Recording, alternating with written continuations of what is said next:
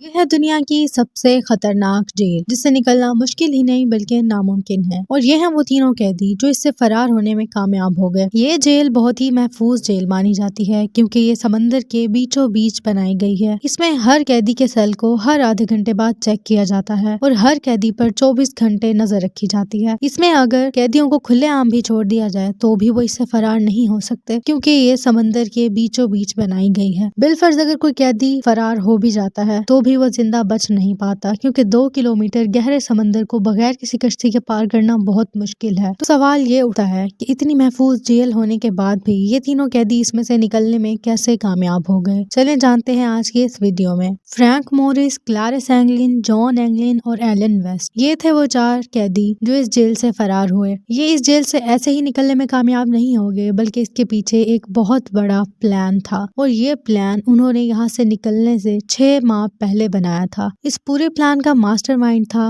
Frank مورس، جو کہ اس جیل میں سب سے زیادہ پرانا قیدی تھا۔ اسے اس جیل کے بارے میں سب کچھ پتا تھا، کون سے سیکیورٹی گارڈ کس ٹائم کہاں ہوتے ہیں، کس ٹائم کیا سچویشن ہوتی ہے، وہ سب جانتا تھا۔ اس نے باقی تینوں سے کہا کہ اگر انہیں یہاں سے نکلنا ہے تو سب سے پہلے انہیں جیل کے بلاک بی میں شفٹ ہونا ہوگا کیونکہ بلاک بی کی دیواریں صرف 6 انچ چوڑی تھی جنہیں کاٹنا آسان تھا۔ سب سے پہلے تو انہوں نے اسی پلان پر کام کرنا شروع کیا۔ انہوں نے الگ الگ درخواستیں دی کہ انہیں اس جیل میں کوئی مسئلہ ہے اور انہیں جلد سے جلد بلاک بی میں شفٹ کر دیا جائے، اور ان سب کی درخواستیں باری باری منظور بھی ہو جاتی ہیں اور انہیں بلاک بی میں شفٹ کر دیا جاتا ہے، اور خوش قسمتی سے یہاں پر ان کے سیل ایک دوسرے کے قریب ہوتے ہیں۔ پہلا سٹیپ تو ان کے لیے بہت ہی آسان ثابت ہوا لیکن آگے ان کے لیے بہت مشکل تھی۔ پلان کا اگلا سٹیپ تھا دیواروں میں سوراخ کرنا۔ جیل میں ان کے پاس کوئی ڈرل مشین یا پھر کوئی اوزار تو نہیں تھے جن کی مدد سے وہ دیواروں میں سوراخ کر سکتے تھے، اس لیے انہوں نے کچن میں سے چاقو اور چمچ چرا لیے جن کی مدد سے وہ دیواروں میں سوراخ کر سکتے تھے، لیکن سوراخ کرنے میں جو آواز پیدا ہوتی اسے سن کر پولیس والے ان کو رنگے ہاتھوں پکڑ سکتے تھے، لیکن فرینک کے پاس اس مسئلے کا بھی حل موجود تھا۔ ہر 2 دن بعد جیل میں ایک میوزیکل کلاس ہوتی جس میں ایک میوزیکل بینڈ آتا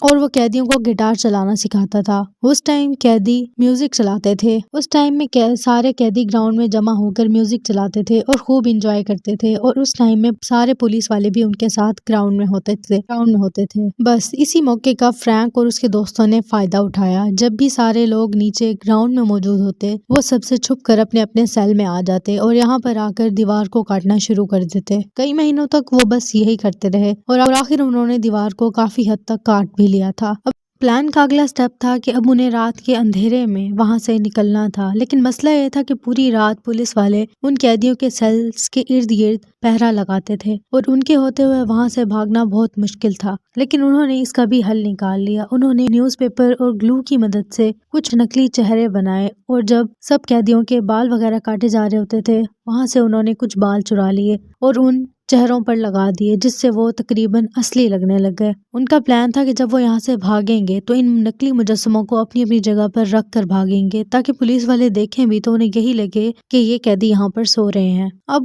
سب کچھ ریڈی تھا، اب انہیں انتظار تھا تو صرف ایک صحیح موقع کا۔ نکلنے کی تو ساری پلاننگ انہوں نے کر لی تھی لیکن مین مسئلہ یہ تھا کہ وہاں سے نکل کر 2 کلومیٹر سمندر کو وہ کیسے پار کریں گے۔ سب کچھ پلان کرنے کے دوران ان کے ذہن میں یہ بات آئی ہی نہیں کہ وہ سمندر کو کیسے پار کریں گے۔ اب وہ چاروں اسی بات میں الجھ گئے کہ آخر وہ سمندر کو پار کیسے کریں گے، لیکن انہیں یقین تھا کہ اگر وہ مل کر بیٹھیں گے تو وہ اس بات کا کوئی نہ کوئی حل ضرور نکال لیں گے۔ مسلسل 15 دن سوچنے کے بعد آخر فرینک کے دماغ میں ایک آئیڈیا آیا۔ اس نے باقیوں کو کہا کہ کسی طرح سے انہیں پولیس والوں کے نو رین کوٹ چرانے کی ضرورت ہے۔ 2 دن بعد جب میوزیکل کلاس لگی اور سب قیدی اور پولیس والے وہاں گئے تو انہوں نے موقع کا فائدہ اٹھاتے ہوئے پولیس والوں کے 9 رین کوٹس چرا لیے اور انہیں گلو اور سوئی دھاگے کی مدد سے ایک بوٹ بنا لی جس میں ہوا بھر کے وہ آسانی سے اس سمندر کو پار کر سکتے تھے۔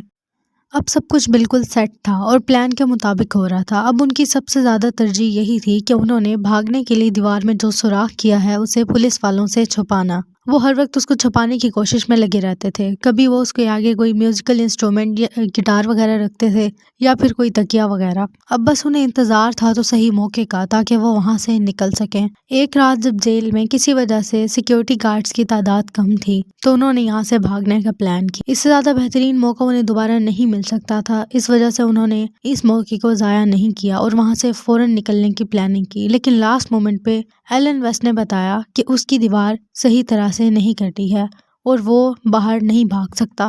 باقی سب حیران تھے کہ آخر اس نے یہ بات انہیں پہلے کیوں نہیں بتائی اور اپنا کام کمپلیٹ کرنے کی کوشش کیوں نہیں کی، لیکن ان کے پاس مزید وقت نہیں تھا اور نہ ہی کوئی دوبارہ موقع مل سکتا تھا، اس لیے انہیں مجبوراً اسے وہاں پر چھوڑ کے ہی جانا پڑا۔ ایلن ویسٹ کو چھوڑ کر باقی تینوں اپنی اپنی بنائی ہوئی سرنگوں میں سے نکل گئے۔ دیوار کاٹنے سے جو راستہ انہوں نے بنایا تھا اس سے وہ ایک نیچے خالی فلور پر جا کے نکلے جہاں پر کوئی بھی سیکیورٹی گارڈ نہیں تھا۔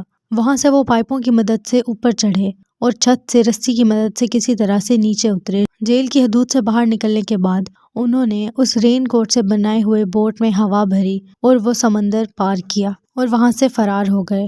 پوری رات ان کے بھاگ جانے کی خبر کسی کو بھی معلوم نہیں ہوئی کیونکہ ان کی جگہ پر وہ مجسمے رکھے ہوئے تھے۔ صبح جب پولیس والے ان سب کو جگانے آئے تو انہوں نے دیکھا کہ وہ 3 قیدی وہاں پر موجود نہیں ہیں اور باقی ان کی جگہ پر مجسمے رکھے ہوئے ہیں۔ یہ خبر پورے جیل میں پھیل گئی۔ پولیس والوں نے امریکہ کی ساری انٹیلیجنس ایجنسیوں میں خبر پہنچا دی کہ 3 قیدی وہاں سے فرار ہو گئے ہیں۔ FBI نے اس سمندر پر مکمل آپریشن کیا لیکن انہیں پھر بھی ان کا کوئی سراغ نہیں مل پایا۔